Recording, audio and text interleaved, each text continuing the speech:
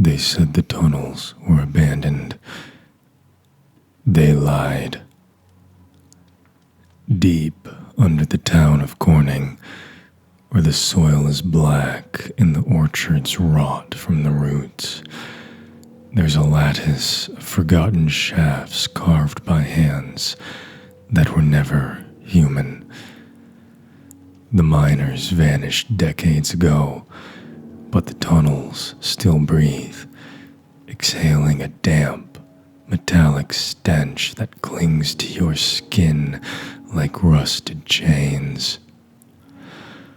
I went down there last November, chasing rumors of a sound, not footsteps, not dripping water, a choir. At first it was faint, like wind through a pipe organ, but the deeper I walked, the more it grew, layer upon layer of voices, shrieking hymns in a language that burned my ears. The walls pulsed with it. The stone itself seemed alive, vibrating like flesh. Then I saw them, figures pressed into the rock, half-formed, their mouths stretched wide in eternal song. Their eyes were hollow pits, but they followed me. Every note they sang carved new cracks in the ceiling, and from those cracks leaked something thick and black, dripping like tar. I tried to run. The tunnels bent wrong, folding back on themselves, leading me deeper instead of out. The choir grew louder until it wasn't sound anymore. It was inside me, forcing my lungs to join. My throat tore open as I screamed their hymn, blood spraying the walls in perfect rhythm. That's when I understood. The miners hadn't vanished. They had been absorbed. The earth had swallowed them whole, fusing them into its endless choir. And now it wanted me. The last thing I remember before waking on the surface was the taste of soil in my mouth and the echo of my own voice still singing underground.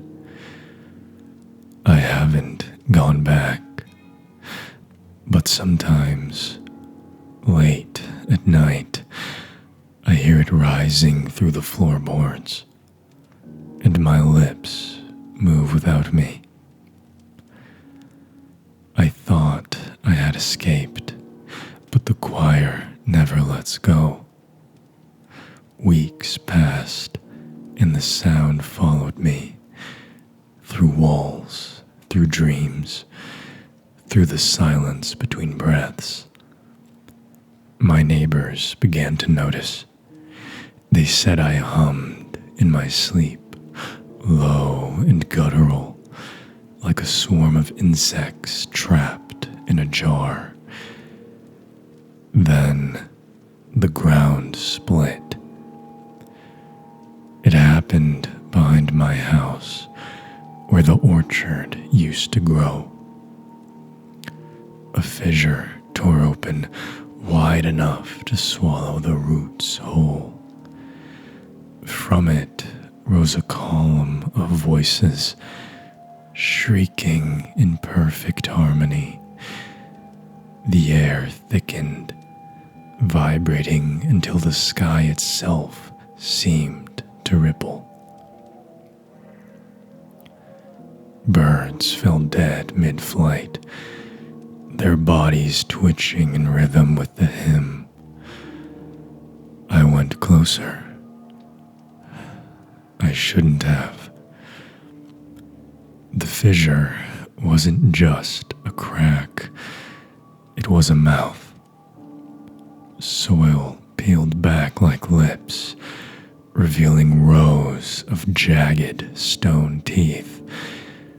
Between them and the miners fused together, their bodies stretched into obscene cords of flesh.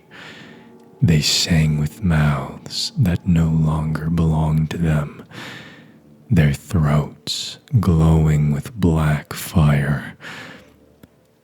And the earth spoke, not in words, but in command. My bones rattled, my blood boiled, and I dropped to my knees.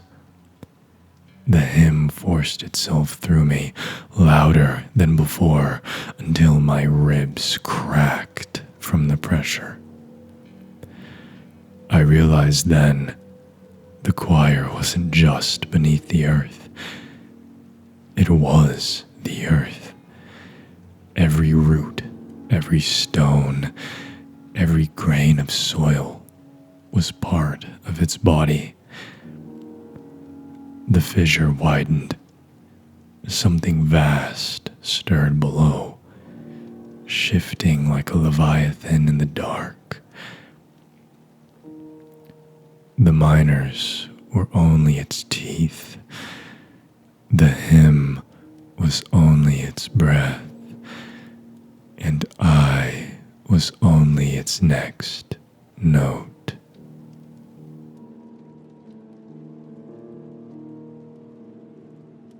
Thank you for watching.